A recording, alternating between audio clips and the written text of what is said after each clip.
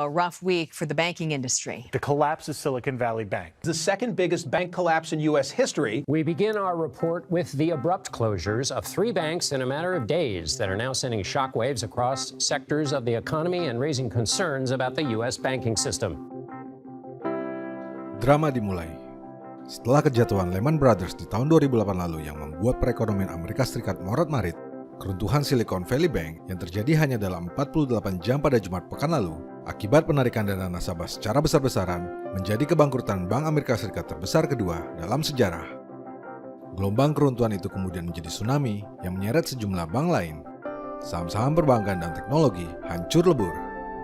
Apa yang sebetulnya sedang terjadi? Di video ini, kita akan mengulas topik mengenai runtuhnya Silicon Valley Bank. Saya akan coba menjelaskan penyebab dari kehancuran tersebut dan kondisi sebenarnya dunia perbankan, terutama di Amerika Serikat yang saat ini begitu rentan. Mari kita mulai.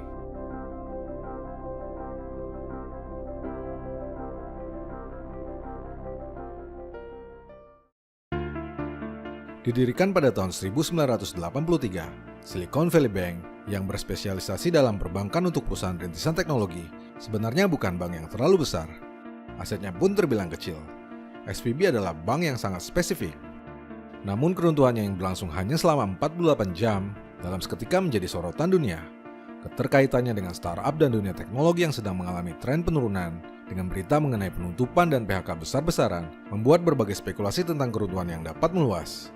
Sebelumnya, SVB merupakan salah satu institusi keuangan yang mengalami pertumbuhan yang sangat pesat selama pandemi 2020 di saat pemerintah Amerika Serikat mencetak uang dalam jumlah yang besar dan memberikan stimulus ekonomi berupa kredit dengan suku bunga yang sangat rendah.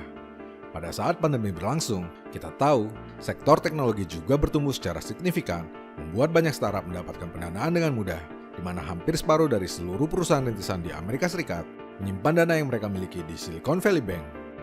Pada tahun 2019, jumlah simpanan di SVB tercatat sebesar 61 miliar US dollar.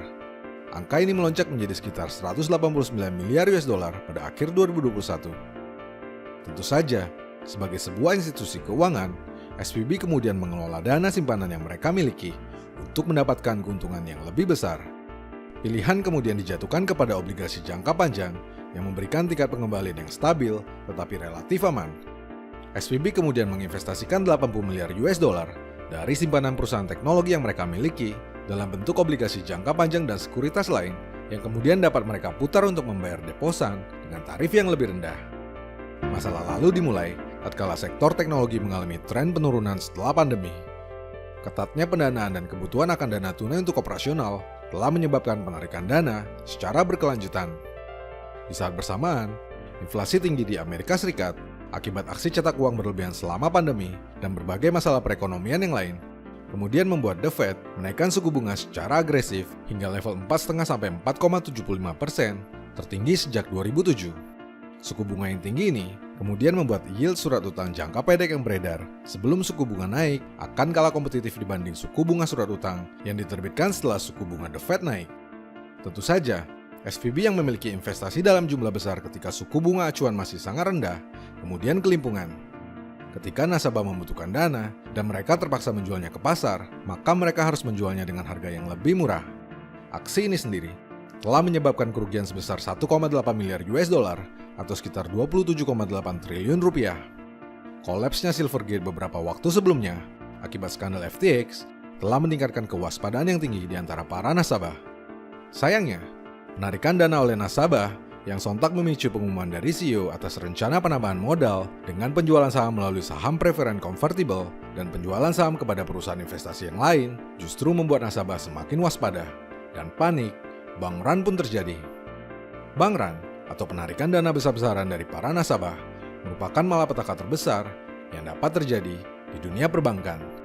Sebab ketika itu terjadi dan tidak segera ditangani, maka risiko default akan meningkat hingga menyebabkan bangkrut. Pada hari Kamis, 9 Maret 2023, pemodal Ventura seperti Onion Square Ventures dan Quadro Management menginstruksikan perusahaan yang mereka biayai untuk memindahkan dana dari Silicon Valley Bank. Jelang penutupan, total dana yang ditarik mencapai 42 miliar US dollar, mengakibatkan saldo kas negatif sebesar 958 juta US dollar.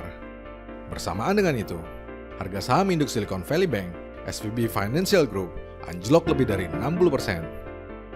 Jumat 10 Maret 2023, keesokan harinya, harga saham SVB kembali terperosok sebesar 60% pada sesi pre-market yang membuat perdagangan langsung dihentikan. Pada hari yang sama, hanya 48 jam sejak bangkrut terjadi, SVB, bank dengan aset 209 miliar US dollar, terbesar ke-16 di Amerika Serikat, resmi ditutup oleh pemerintah. Tak cuma di Amerika Serikat, kehancuran SVB mempengaruhi seluruh dunia. Alhasil, sentimen negatif ke dunia perbankan dan teknologi terjadi di seluruh belahan dunia. Harga saham perusahaan-perusahaan ini kemudian anjlok dan menurun tajam. Ratusan miliar dolar nilai saham perbankan pun lenyap dalam sekejap. Tapi ini belum seberapa, sebab ternyata ada yang lebih mengkhawatirkan. Data dari FDIC, Federal Deposit Insurance Corporation, semacam LPS atau lembaga penjamin simpanan di Amerika Serikat, melaporkan angka yang cukup mengerikan di sektor perbankan. Di akhir 2022, tercatat total unrealized loss dari seluruh bank di Amerika Serikat berada di level tertinggi sepanjang masa, mendekati minus 620 miliar US dollar. Sebagian besar terjadi akibat kenaikan suku bunga The Fed yang agresif. Di atas kertas, angka ini tidak akan menyebabkan masalah jika nasabah bertindak seperti biasanya, menabung, menarik, dan bertransaksi seperti biasa, di mana bank tidak perlu menjual rugi investasi yang mereka miliki. Masalah baru akan terjadi jika bank run terjadi. Sayangnya, kekhawatiran akan krisis yang lebih besar menyebabkan bank run terus saja dilakukan oleh para nasabah. Pada hari Minggu, 12 Maret 2023, Signature Bank, bank pemberi pinjaman utama dalam industri kripto yang berbasis di New York, ditutup oleh regulator. Melihat kondisi tersebut, setelah pada awalnya mengumumkan tidak akan melakukan bailout, pemerintah Amerika Serikat kemudian memutuskan untuk mengucurkan dana talangan atau bailout agar krisis tidak meluas menjadi sistemik. Semua dana milik nasabah dinyatakan aman dan dijamin akan dikembalikan. Langkah ini diambil untuk meningkatkan kepercayaan ke perbankan dan meredam bank run yang dapat menyebabkan kehancuran dunia perbankan yang lebih sistemik. Lalu bagaimana dampaknya ke Indonesia? Dalam 2 hari setelah peristiwa ini, IHSG langsung bereaksi negatif dan turun tajam. Menteri Keuangan Sri Mulyani mengaku waspada terhadap peristiwa ini. Menurutnya, kasus Silicon Valley Bank bisa menjadi pelajaran bagi Indonesia bahwa kolaps bank yang kecil di dalam posisi tertentu bisa menimbulkan persepsi sistemik. Meski begitu, ia menilai kasus SVB ini tidak akan menimbulkan dampak sebesar bangkrutnya Lehman Brothers pada 2008. Di tempat lain, otoritas jasa keuangan menilai penutupan Silicon Valley Bank di Amerika Serikat tidak akan berdampak langsung terhadap industri perbankan Indonesia. Menurut OJK, perbankan Indonesia tidak memiliki hubungan bisnis, facility line, maupun investasi pada produk sekuritisasi SVB. Selain itu, bank-bank di Indonesia tidak memberikan kredit dan investasi kepada perusahaan startup maupun kripto. Kondisi sektor keuangan terutama perbankan di Indonesia saat ini cenderung solid, di mana kita dapat melihat angka-angka dari laporan keuangan yang cukup menggembirakan. Jadi, bagaimana menurutmu?